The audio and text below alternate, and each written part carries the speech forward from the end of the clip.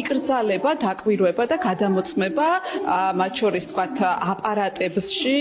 აპარატებზე გამოჩენილი პირი, ანუ პირადობის მოწმობით იდენტიფიცირებული პირი არის თუ არა ნამდვილად ის ადამიანი, ვინც მოვიდა ამ პირადობის მოწმობით.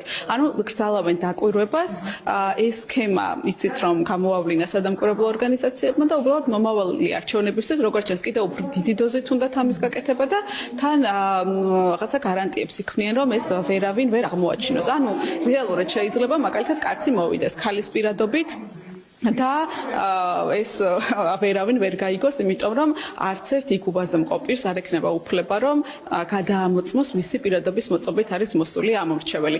ეს ნიშნავს იმას, რომ პირველი, რა თქმა უნდა, გაყალბებისთვის ემზადებიან, გაყალბების დაფარვისთვის ემზადებიან, მხოლოდ დიქტატორულ ქვეყნებში არის აკრძალული დაკვირვება საარჩევნო უბანზე და შესაძლებლობა, რომ გაიგო ამორჩეველი რეალურად მოსულია თუ არა ნამდვილი პირადობის მოწმობით.